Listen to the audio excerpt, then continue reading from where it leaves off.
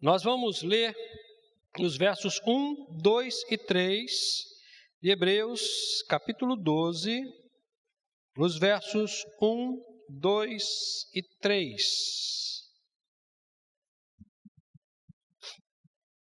Você que está conosco também através da internet, por favor, acompanhe a leitura.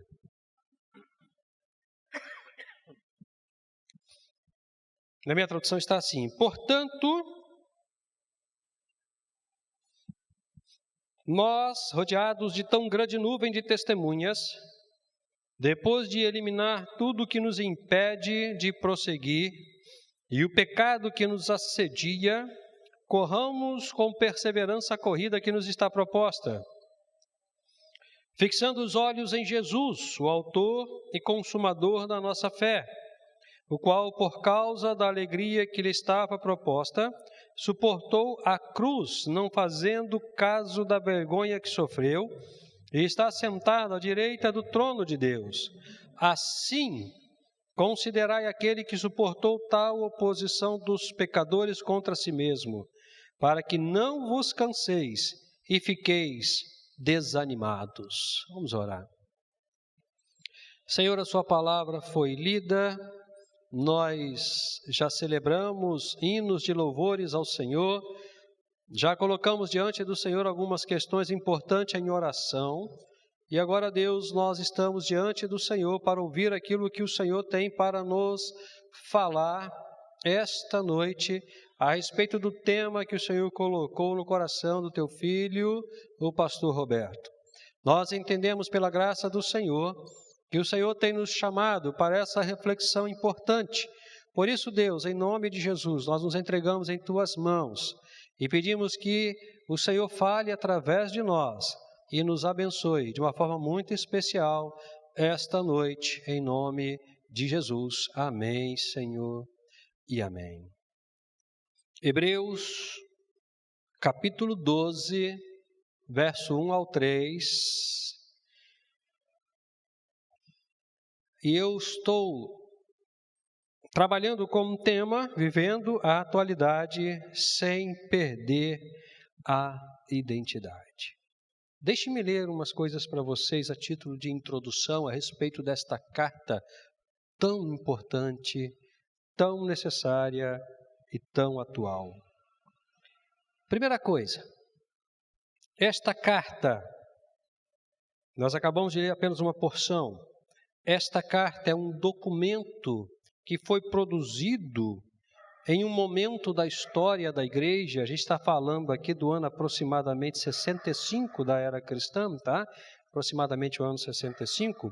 Um período onde a igreja estava passando por situações muito delicadas, muito desfavoráveis. Situações que envolviam perseguições, envolviam óbitos e até mesmo descrédito e a falta de valor da identidade cristã. Esta carta foi escrita para cristãos, para irmãos nossos que já estão na glória, mas pessoas que estavam passando entre outras coisas, pelo descrédito e o desvalor da sua identidade cristã em detrimento das religiões oficiais do império.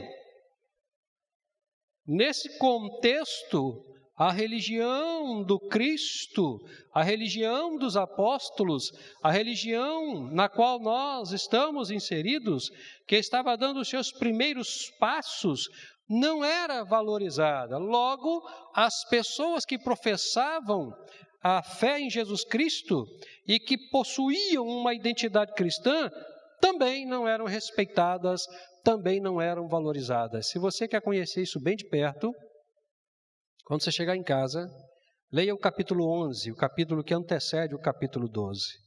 Você vai ver o nível de situação delicada pela qual aqueles cristãos estavam passando. E aí você vai entender o que eu estou falando. Nesse contexto, a única saída para os cristãos, pelo menos sob o ponto de vista, né, dos seus algozes, daqueles que os perseguiam, não?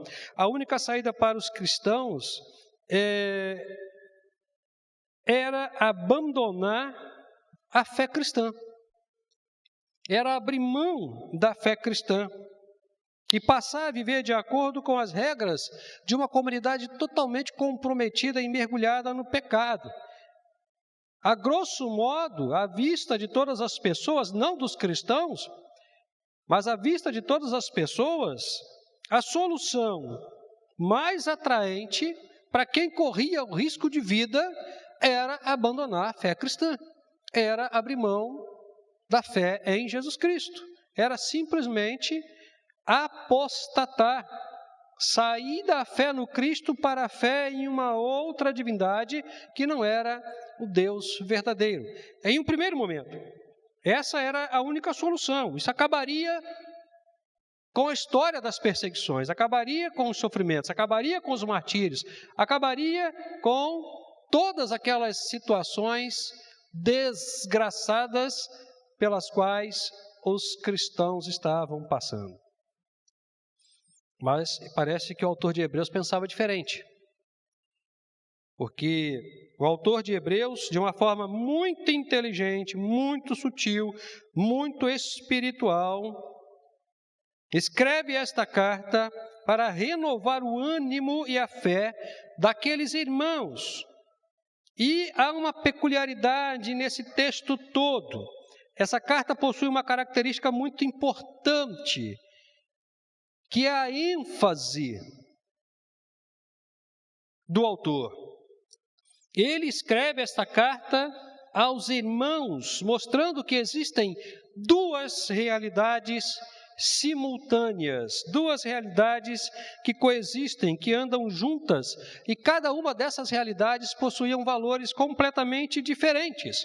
E as realidades apresentadas nesta carta, do primeiro versículo, do primeiro capítulo, ao último versículo do último capítulo, são a realidade existencial terrena, ou a realidade da existência terrena, na qual nós estamos inseridos com os seus valores pecaminosos, e a realidade celestial, com os seus valores superiores e santos.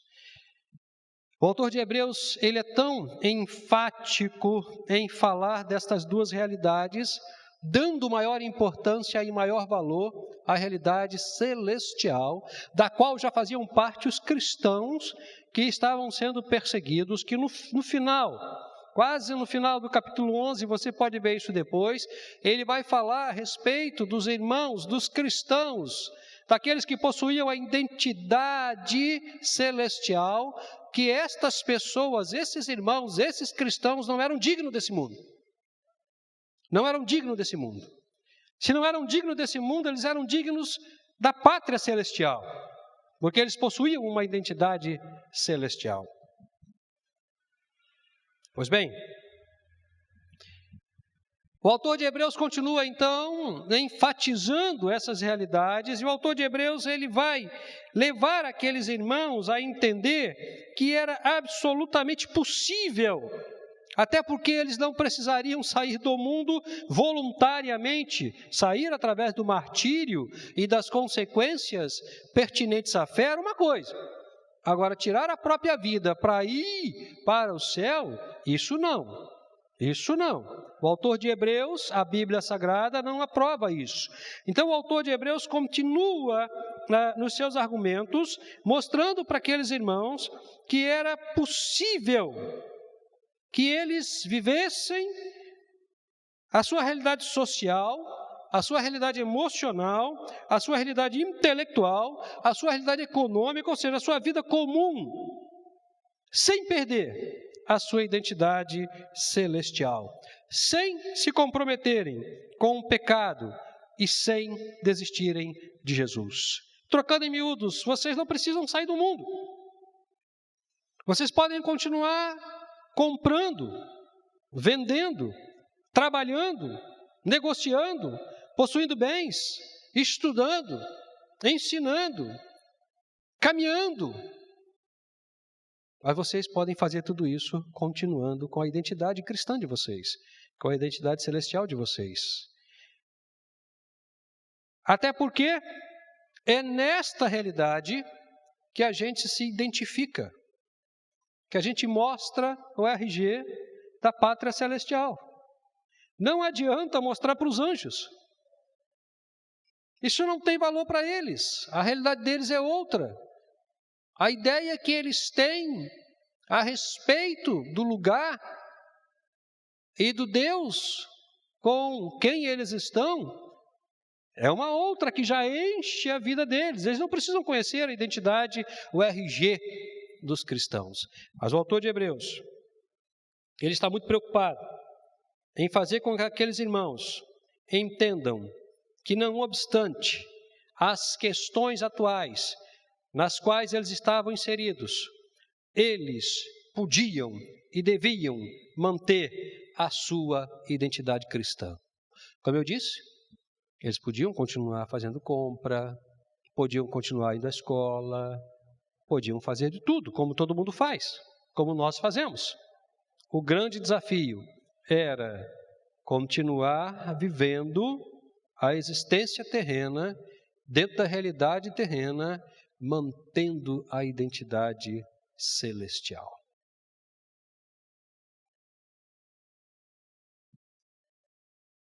Uma coisa importante,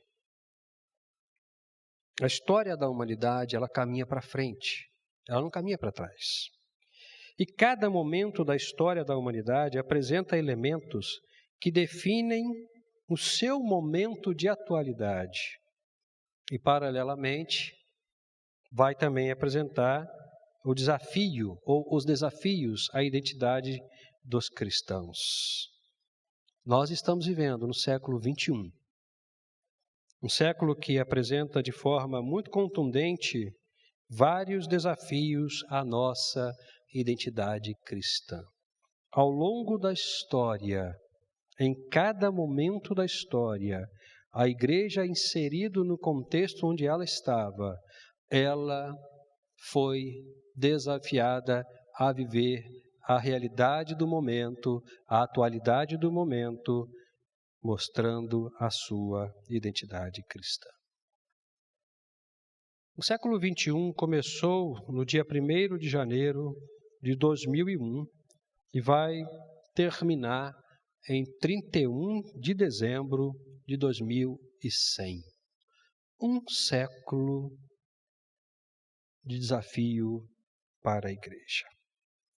Dentro deste século, irmãos, do século 21, muitas mudanças significativas, importantes, necessárias aconteceram, algumas nem tão importantes, nem tão necessárias, mas de uma forma geral, muitas mudanças aconteceram.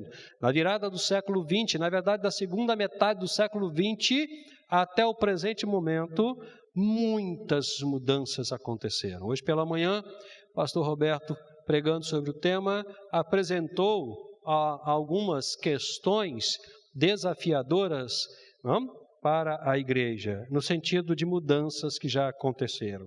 Muitas, irmãos, nós poderíamos ficar a noite toda aqui apresentando uma série de mudanças e não terminaríamos, nos cansaríamos de tanto falar, seria extremamente enfadonho e muito provavelmente quando chegássemos à metade da nossa conversa teríamos esquecido tudo.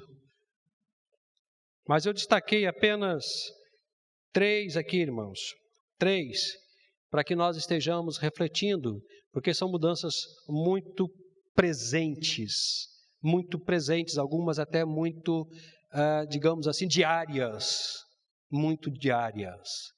A primeira mudança que a gente percebeu, e é uma mudança transitoriamente importante, contundente, profunda, e às vezes muito dura, é a mudança nas tecnologias. Quando o homem inventou a roda, o mundo começou a girar mais rápido. Pode parecer estranho para a gente, mas quando um homem inventou o lápis, ele deu um avanço tecnológico fantástico. Porque antes do lápis, você escrevia com carvão. Quando Gutenberg inventou a imprensa, foi possível imprimir a primeira Bíblia no mundo. Tecnologia sempre existiu, progresso sempre existiu. O que pode parecer uma coisa jocosa para a gente, uma brincadeira para a gente, quando aconteceu era absolutamente fantástico. E hoje nós estamos experimentando um avanço na tecnologia absolutamente fantástico. Eu queria destacar, dentre todos os avanços, apenas dois, muito importantes e muito presentes em nosso tempo, que são, por exemplo, o crescimento excepcional da internet, e a difusão igualmente excepcional de informações pelas redes sociais. Irmãos, eu sou de 1962, da época que não existia celular, da época que não existia um computador da forma como nós temos hoje. O primeiro programa de computador que eu conheci, talvez os jovens não tenham a menor noção do que seja, era o DOS. DOS, era um programa avançadíssimo para a época, um computador com uma tela preta, com letrinhas brancas, e a gente vibrava com aquilo. Aquele computador, que era quase do tamanho dessa caixa aqui, ele era alimentado por um provedor, e era uma máquina monstruosa, maior do que esse banner aqui, que a gente tinha que ligar aquele provedor, que fazia uma barulheira maior do que dos ares condicionados, para poder ligar o computador, para poder trabalhar. O primeiro celular que eu ganhei, e alguns dos irmãos devem ter ganho também, era um negócio maior do que isso aqui, que você abria, tinha uma anteninha pequenininha, você colocava aquilo na cintura, chega a dar problema na coluna. E era top de linha. De repente um boom. E hoje a gente tem 24 horas por dia informações em um celular.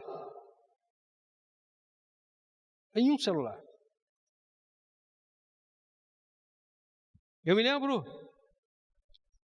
que uma vez, e eu não entendo bem disso, como eu disse, eu sou de 62, eu sou baby born mesmo, eu tenho orgulho disso, né? Eu mexendo no computador, na internet, resolvi ir por um caminho, quando eu vi, eu estava dentro do site da Polícia Federal. E aí eu recebi uma mensagem: sai daí agora. Obviamente eu saí. Não tenho dúvida nenhuma disso. Hoje você entra dentro de bibliotecas, de museu. Você faz cursos pela internet, você faz graduação, mestrado, doutorado. Eu fiz a minha graduação em pedagogia, a minha pós em filosofia pela internet. Em 4 anos eu ia na faculdade 2 vezes por ano.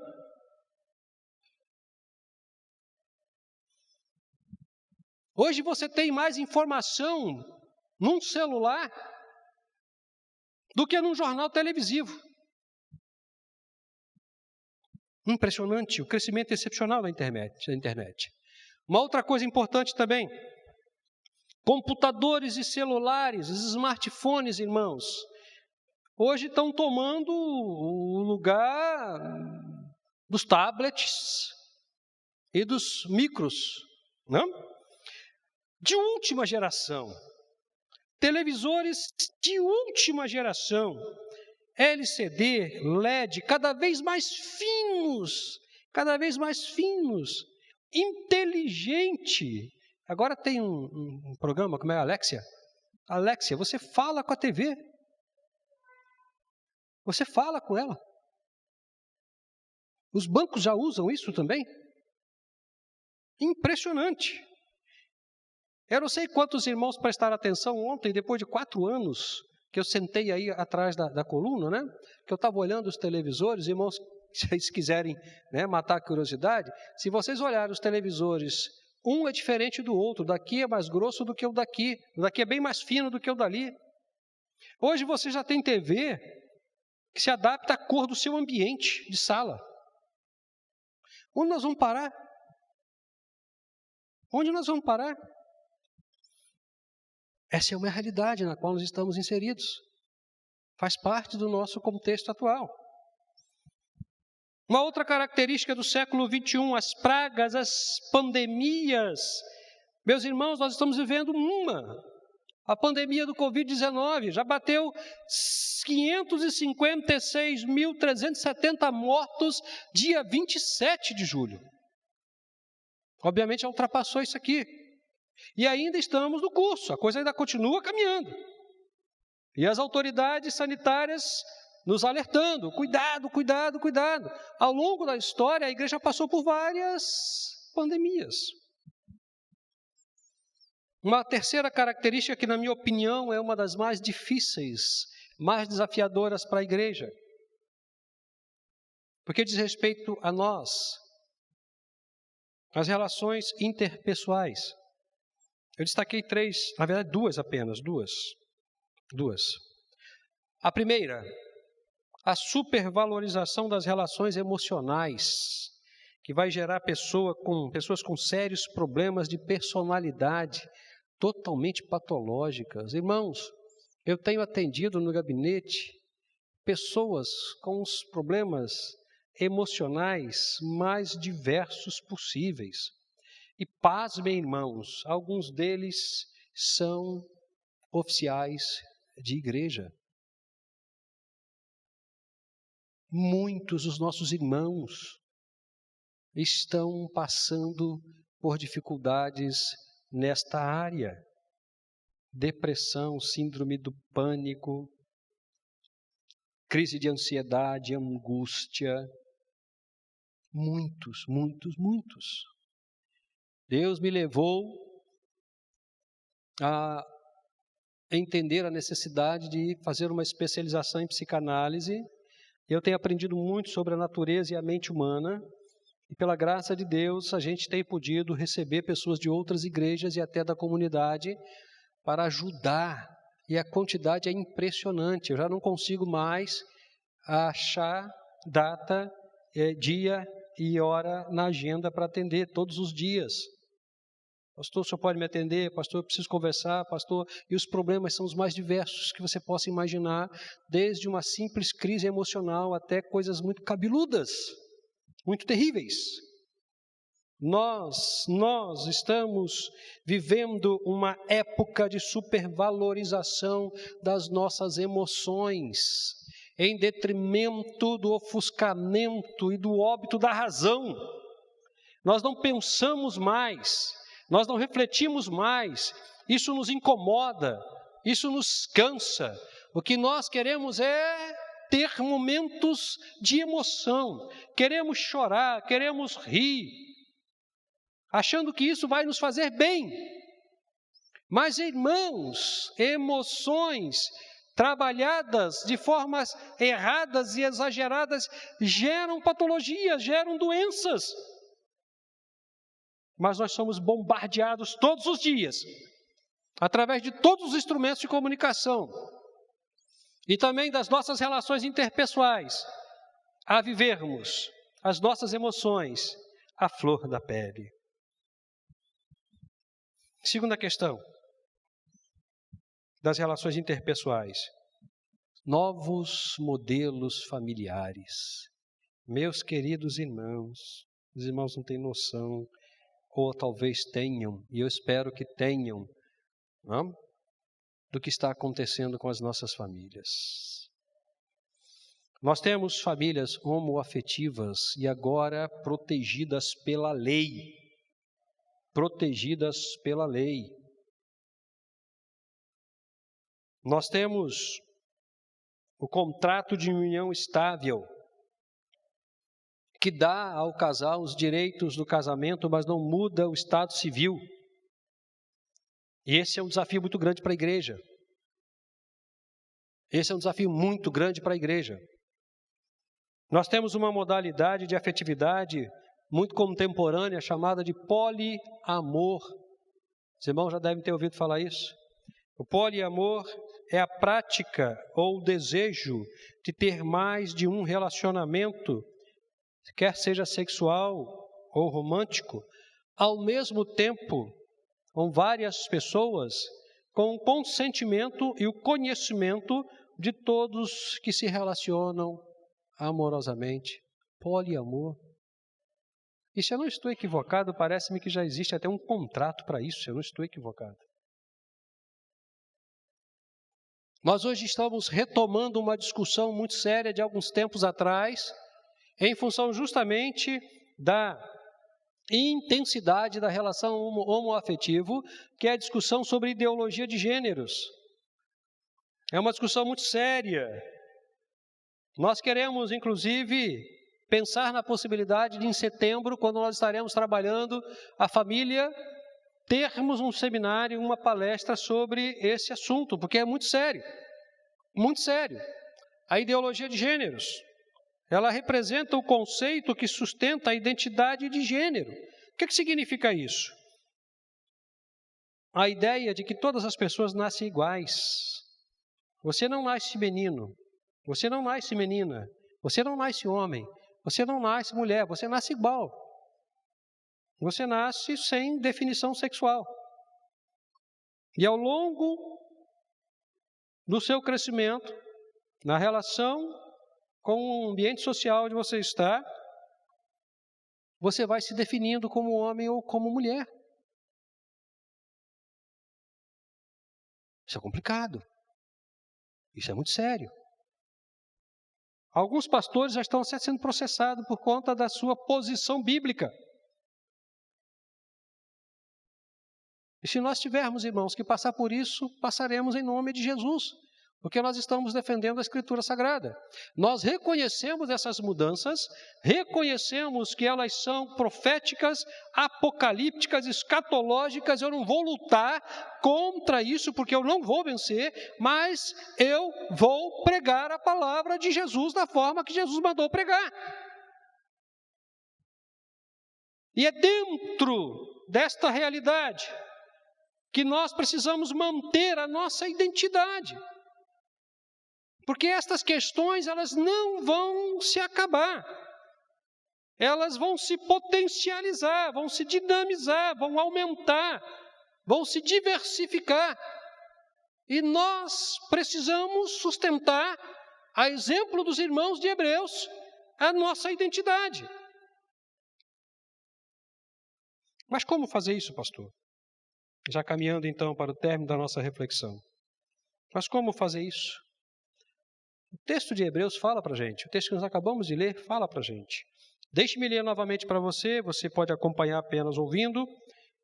Hebreus capítulo 12, verso 1, 2 e 3. Portanto também, nós, rodeados de tão grande nuvem de testemunhas, depois de eliminar tudo que nos impede de prosseguir e o pecado que nos assedia, corramos com perseverança a corrida que nos está proposta, fixando os olhos em Jesus, o autor e consumador da nossa fé, o qual, por causa da alegria que lhe estava proposta, suportou a cruz, não fazendo caso da vergonha que sofreu, e está sentado à direita do trono de Deus. Assim, considerai aquele que suportou tal oposição dos pecadores contra si mesmo, para que não vos canseis e fiqueis desanimados. O que fazer então para manter a identidade cristã dentro de um contexto totalmente comprometido com o pecado e que desafia o nosso ânimo, desafia a nossa fé, desafia o Evangelho de Jesus Cristo que nos foi entregue? Muito objetivamente, 6 coisas você precisa fazer. A primeira, aceitar que a identidade cristã não é uma fantasia. Ser cristão não é brincadeira. Ser cristão não é status social. Você precisa aceitar definitivamente a sua posição de cristão. Isso não é uma fantasia. O Evangelho é realmente, legitimamente, o poder de Deus para a salvação da humanidade. Paulo fala isso quando escreve aos Romanos. E também para a transformação de uma sociedade comprometida com o pecado. Só o Evangelho de Jesus Cristo, que é o poder de Deus, pode transformar essa sociedade.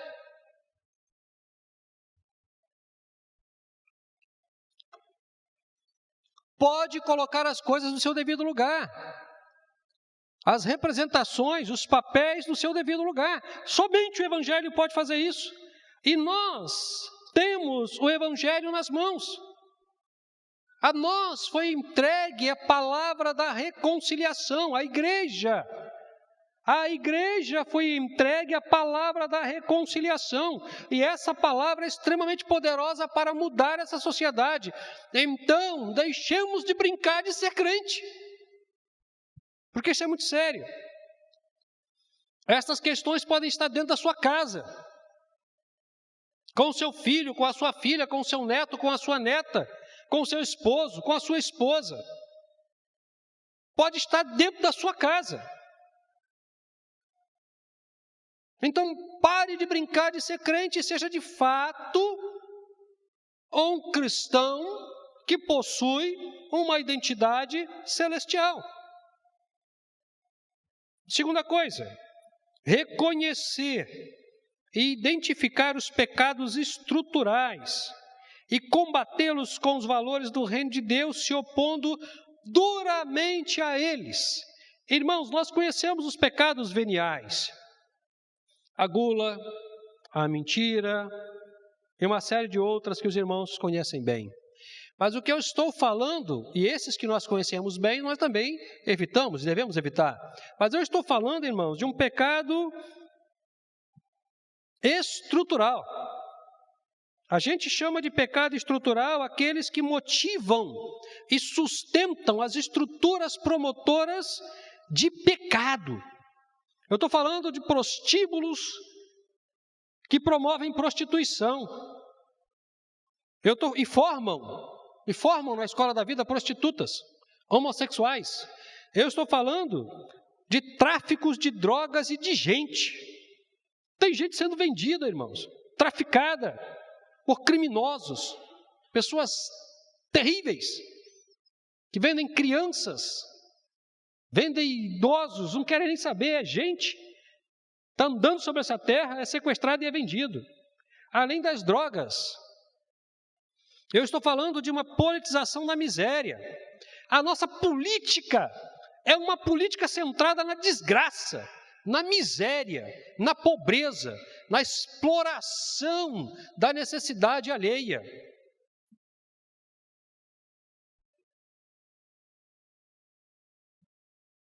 Não é uma política séria, de homens idôneos.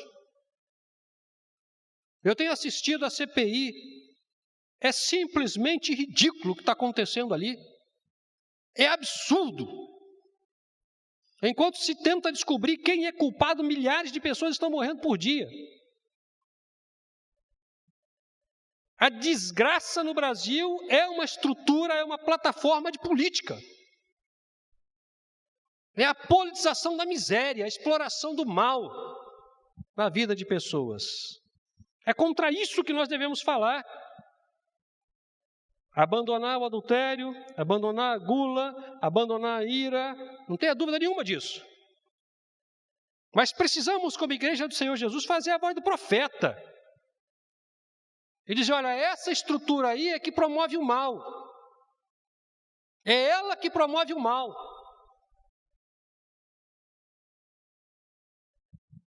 Precisamos reconhecer e identificar essas estruturas e combatê-las fortemente com a palavra de Deus. Terceira, identificar em nossas vidas, sozinho ou com ajuda, todos os obstáculos que impedem o nosso crescimento cristão, nosso crescimento moral, nosso crescimento intelectual, relacional e espiritual, que, estando debaixo da orientação de Cristo, constituem a base da nossa identidade cristã. Estando debaixo da orientação de Cristo, constitui a base da nossa identidade cristã. É importante, irmãos, você olhar para você e ver o que está te impedindo de crescer, de melhorar moralmente, espiritualmente, relacionalmente, intelectualmente. O que? E se você não conseguir sozinho, peça ajuda. Peça ajuda. A igreja é uma instituição de compadecimento mútuo. Nós estamos aqui para cuidarmos uns dos outros, de forma afetiva e carinhosa. Deixa de ser orgulhoso, deixa de ser vaidoso, deixa de ser arrogante. Se você não consegue, peça ajuda. Algumas pessoas têm vergonha e continuam afundadas nos seus problemas, porque têm vergonha de dizer, por favor, me ajude. E não crescem, não evoluem, não prosperam na identidade cristã. Então, acaba com isso, jogue isso fora, porque isso vai ajudar na sua identidade cristã. Quarta, abandonar totalmente todas as práticas pecaminosas, porque elas são danosas à nossa vida. O pecado mata. Lembra? O salário do pecado é a morte. O pecado mata. O pecado adoece. O pecado é mau, é perverso. Abandona isso, irmãos. Mas não abandona apenas de boca, não. Às vezes as pessoas chegam para a gente e falam assim, pastor, eu estou completamente arrependido do que eu fiz, a gente ora, a gente abençoa, a pessoa volta a fazer a mesma coisa. Arrependimento, querido, não é apenas ficar triste, não. Arrependimento não é... Eu diria até que arrependimento não é nem ficar triste. Arrependimento é abandonar a prática pecaminosa. Não faço mais, não quero mais fazer. Eu me arrependi do que fiz e das consequências do que fiz. Não quero mais e não faço mais. Isso é uma questão de atitude, não é uma questão de milagre. Abandonar pecado é uma questão de caráter, de moral.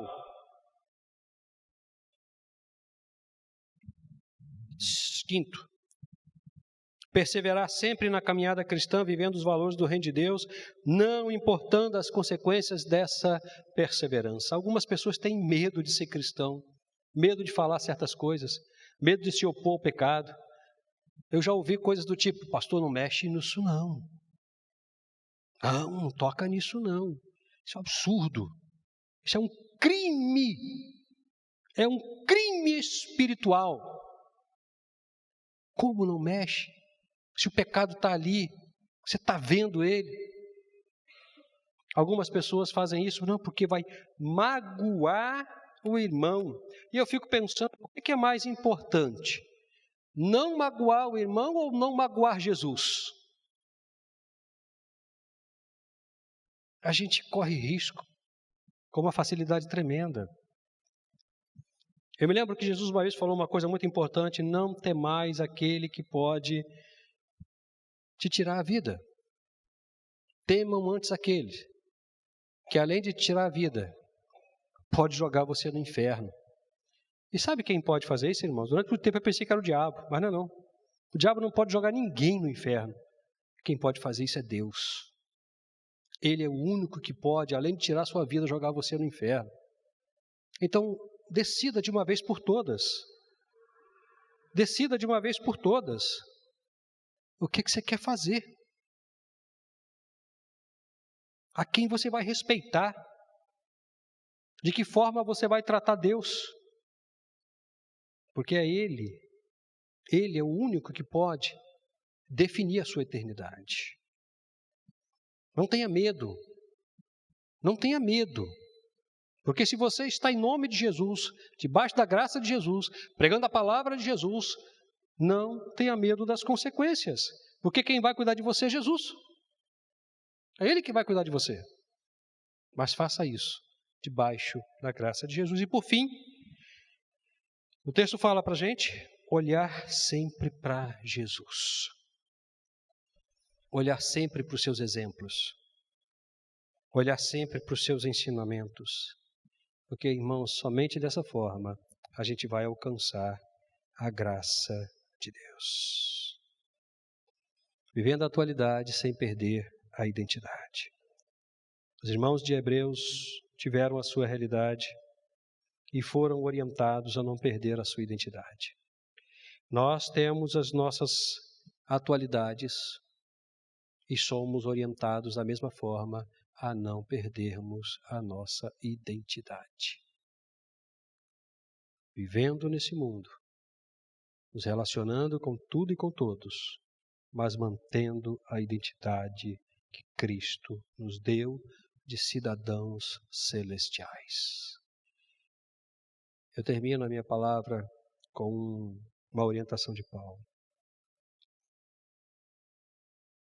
Nossa pátria está nos céus, da onde esperamos o nosso Senhor, aquele que irá nos redimir.